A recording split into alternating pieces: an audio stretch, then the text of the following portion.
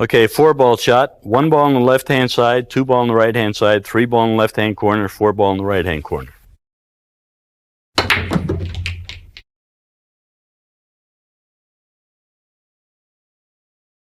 This is called the butterfly shot. We're going to make the 1 ball in the left-hand corner, 2 ball in the right-hand corner, 3 ball on the left-hand side, 4 ball on the right-hand side, 5 ball in the lower left-hand corner, 6 ball in the lower right-hand corner.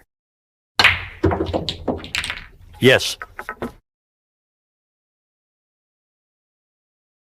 On this shot, I'm going to shoot the 8 ball in the corner pocket. Both balls are frozen on the rail. Draw the cue ball back to this rail and have it come down here so I can shoot the 9 ball in this corner next.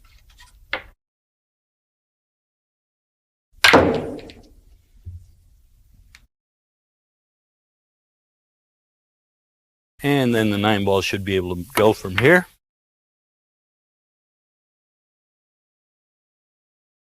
The idea here is to make 7 ball in this corner pocket, have the cue ball hit all 6 rails, winding up here with the 8 ball in that corner pocket next.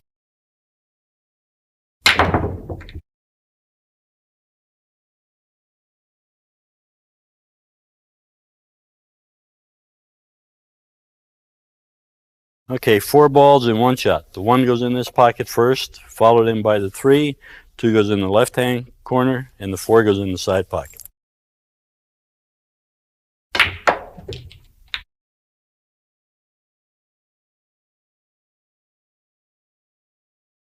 Going to make the 1 and 3 in this corner pocket, 2 ball in this corner, 4 in the side, 5 will also go into that corner, and the 6 in the side.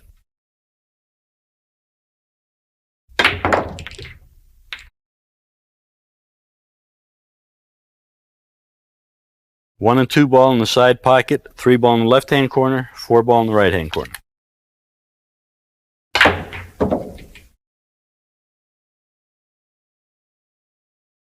Okay, we're going to play 3 balls in 1 shot. The 1 in the corner, the 2 ball cross side, cue ball going around the table, making 3 ball.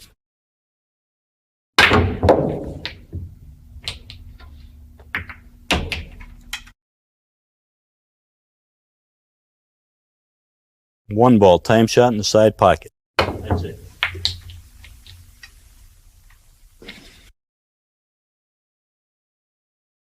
Here's a shot that very rarely comes up in the game, but if it ever does, just hit the 1 ball full and make the 15 ball combination in the corner pocket.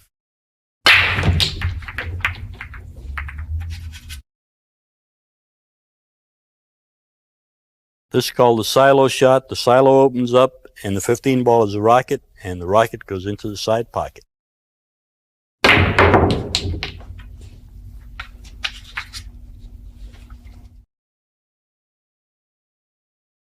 One, 2, and 3. 1 ball in the left-hand corner pocket, 2 ball in the right-hand corner pocket. Before the cue ball goes in front of the 2 ball, coming around, make 3 ball.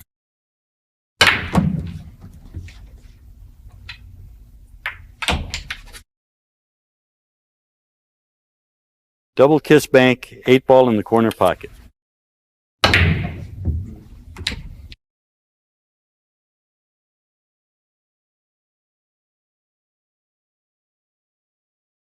Cutting the 9 ball in the right-hand corner pocket.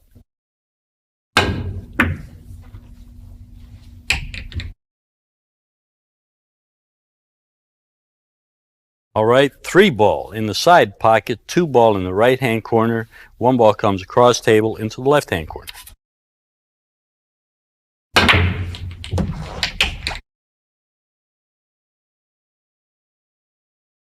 Here's a shot it looks like you might scratch on. Cutting the 8 thin, banking the 8 in here without scratching.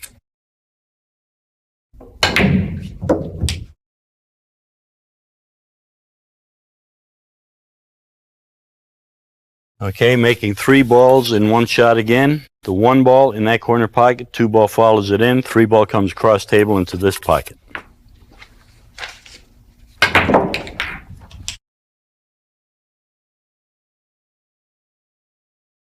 Here's a shot taught to me by Jersey Reds. Thin the 3 ball very thin, have the cue ball hit the rail, and as the 3 comes out, cut it back into this pocket.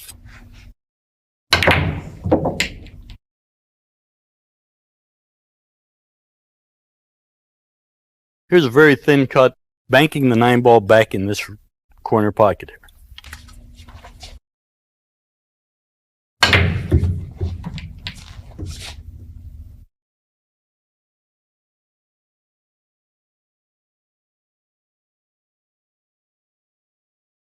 This is a shot where we're going to make the one ball in the right hand side pocket, two ball in the right hand corner. Cue ball hits the top rail, goes around table, and makes the three ball in the same corner pocket.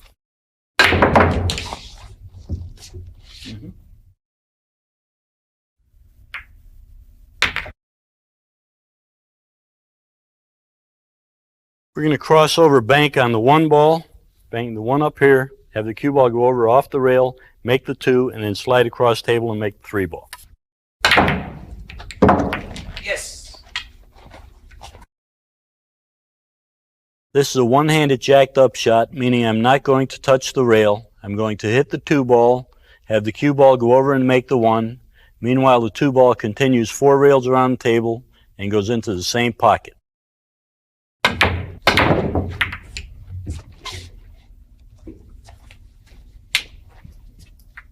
Yeah. Here's a position shot with reverse English, cutting the one ball in the side pocket, hitting the cue ball with left-hand English, having it hit this rail, here, spin up, and come around in here for the 2-9 combination.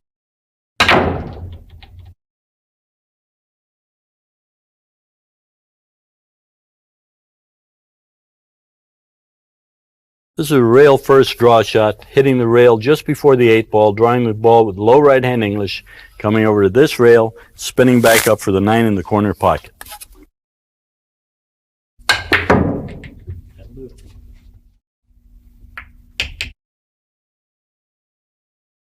You've heard the expression out of the frying pan into the fire. Well, now we're going to shoot a shot called around the frying pan into the side, playing the 9 in the side pocket.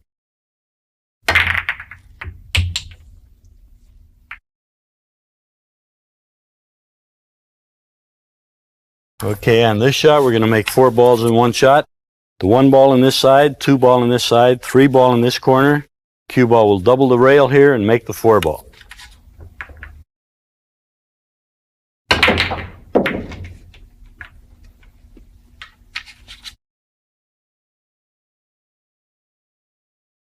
Okay, this is what I call a complete wraparound, where we're going to hit the 1 and have all these balls move, and the 9 comes in off the cue ball into the side pocket.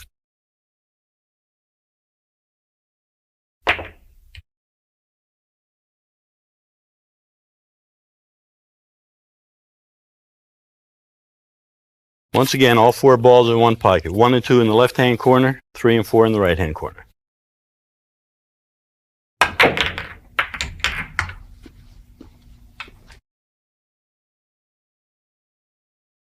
This is just called a football shot. The idea here is hit into the 1 ball and have the cue ball run interference, take the 2 out of the way, which takes 3 out of the way, goes across, hits the 4, knocks 5 out of the way, hits the 6, and takes 7 out of the way. 8 ball in this side pocket.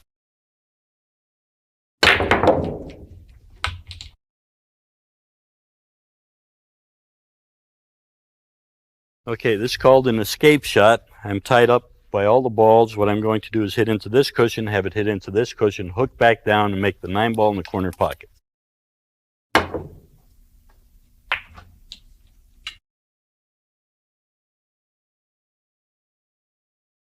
Okay, a football shot here where we hit the 1. The 1 takes 2 out, hits into the 3, knocks 4 out, hits into the 5, knocks 6 out, hits into the 7, knocks the 8 out, 9 in the side pocket.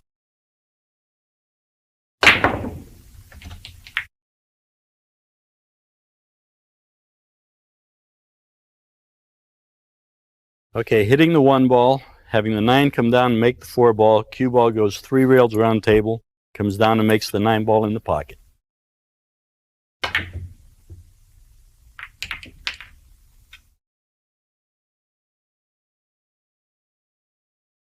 Okay, table clearance shot here, where we're going to cut the 1 into the 2-7, take everything out of the way, cue ball hits the rail, comes back, hits the 9 off the 5, 9 goes in the corner pocket.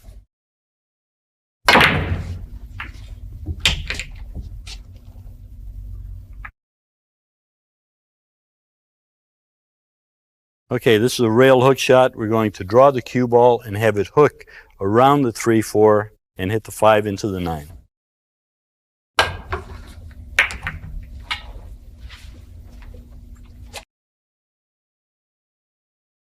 Here's a shot called the Great Escape, shooting the cue ball into the cushion and having it hook around and dive down for the 1 ball.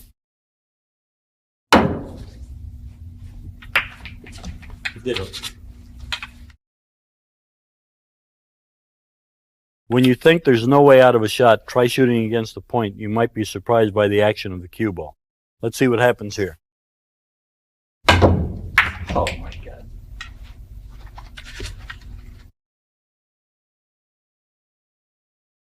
Four balls in one shot. 1 and 2 in the right-hand corner, 3 ball on the side, cue ball goes up to make the 9 ball.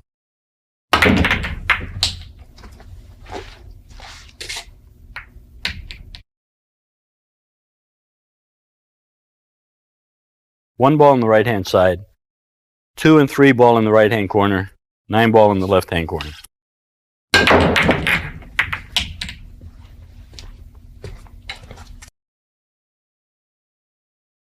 Reverse English, hitting the cue ball on the right-hand side, going 3 rails around the table to make the 9 ball.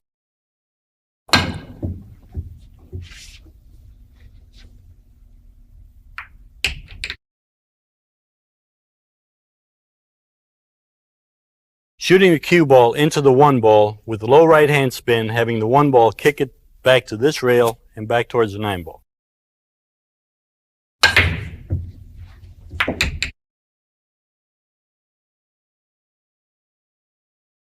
This is called a resistance draw shot, hitting the cue ball very low, going through the balls. The cue ball should hook back and come back and hit the 1-9 combination.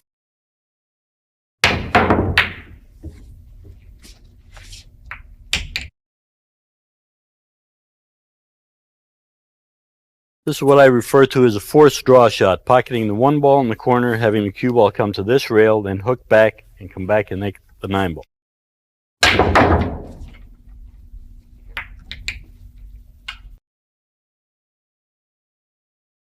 Okay, on this particular shot, I'm going to shoot the cue ball into this corner pocket, the 1 ball into this corner pocket, 2 ball into this corner pocket, and the 3 ball will stay exactly where it's at.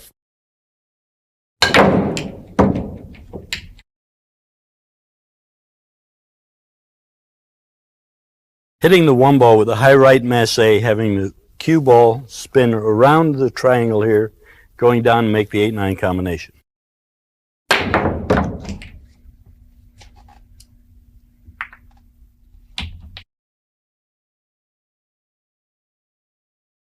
This is called the machine gun shot, hitting the 1 ball, having the cue ball carry them off 2, go behind these balls and make the 9 ball.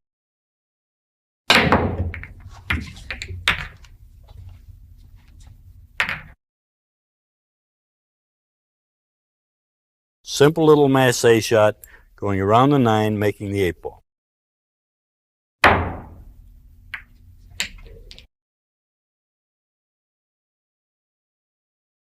Okay, hitting the cue ball high to the 1 ball, having the 1 ball kick the cue ball back to the 2, and then have the cue ball come back again, make 3 in the corner pocket.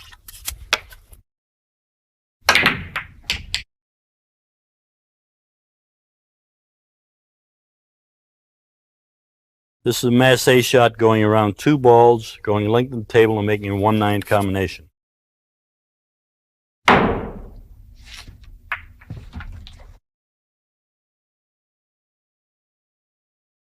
This is a shot that I played in Pittsburgh against Billy Incardone in 1969, and he had played me a good safety, so I had to come up with a shot, and what I did is masse the ball real hard, have it go over and make the 5 in the side pocket. And I was living in Canoga Park at the time, so they call this the Canoga Park curve.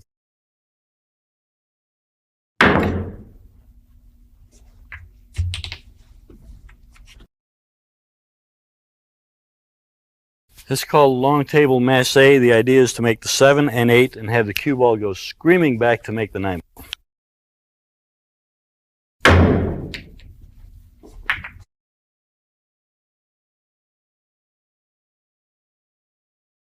One ball left-hand corner pocket, cue ball hits this rail, goes around the 8 and makes 2 ball.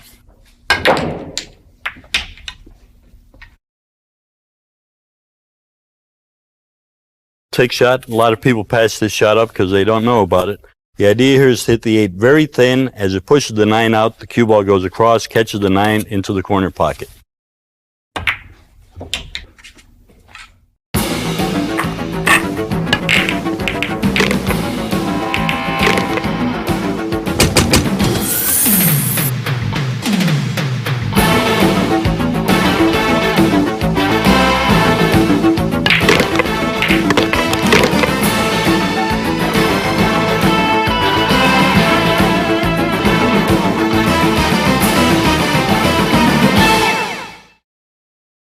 Hi, my name is Machine Gun Lou Butera. I'm a former World Pool Champion, a member of the Billiard Congress of America Hall of Fame, and I'm going to demonstrate how I got my nickname Machine Gun Lou by running a rack of balls in less than a minute and 30 seconds.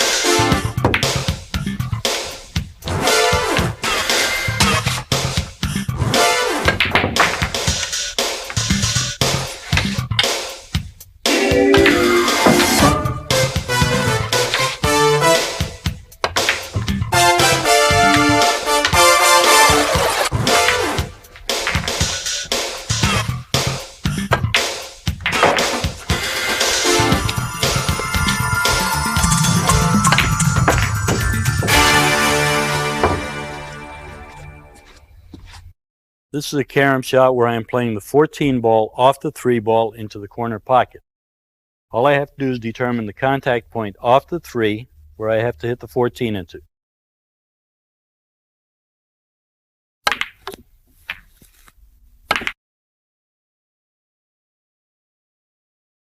Using the same angle on all 3 balls here, the 1, 2, and 3, I will show you the effect of a high, center, and low ball hit on all 3 balls. This is a high ball.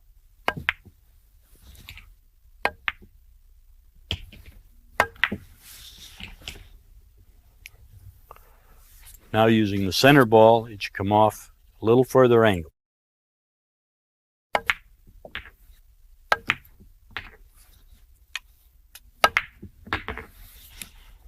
Now setting up same angle again, this time hitting it with a low ball, it should come further up table.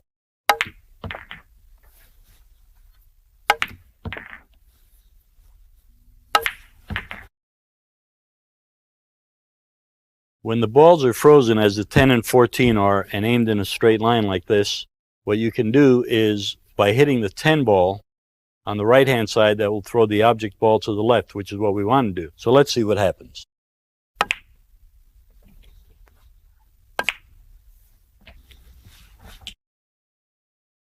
An aiming technique that I use is taking the tip of the cue through the center of the pocket, drawing an imaginary line back through the center of the object ball, picking a contact point on the object ball, turning the tip of the cue back through the center of the cue ball, back behind the cue ball, and hit that point. One of the most important shots in pool is a center ball hit and being able to hit it when you have to. And a good exercise for this is to shoot this cue ball over the spot and have it come back off the rail into the tip of the cue stick.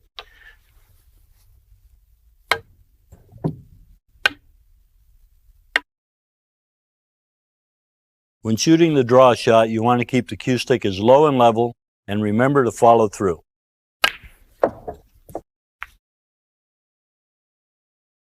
In order to make the cue ball follow the same path as the object ball, hit the cue ball a little above center.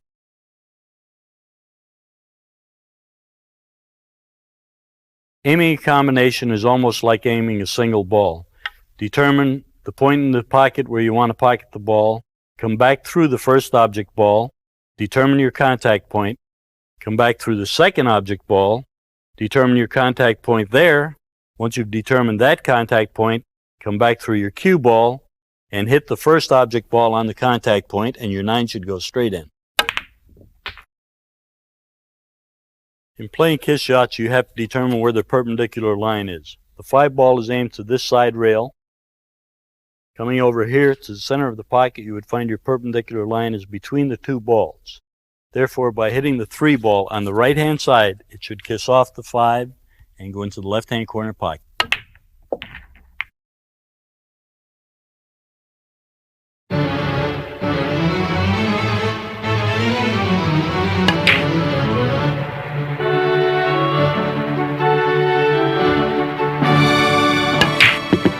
Billiards, or pool, is generally considered to have originated as an outdoor lawn game in Europe around the late 14th or early 15th century.